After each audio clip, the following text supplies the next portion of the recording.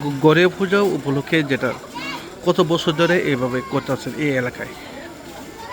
আমাদের এই অঞ্চলে হুম, এটা তো গড়িয়া নামে এটা পরিচিত গড়িয়া বাজার, এবং এই গড়িয়া বাজারে আমি আজকে প্রথমবার এলাম।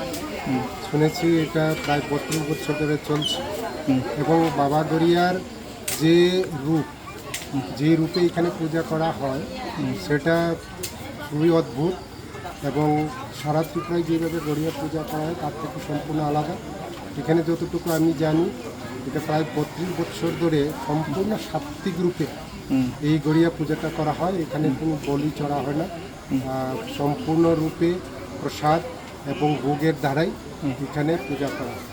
এবং আজকের দিনে আমি এই গড়িয়া পূজায় আসতে পেরে আমি নিজেকে খুবই ধন্য এবং ভাগ্যবান মনে করি, এবং আমি আজকের এই দিনে ভগবান বাবা গড়িয়ার নামে সমর্পিত করছি। শুনতাম।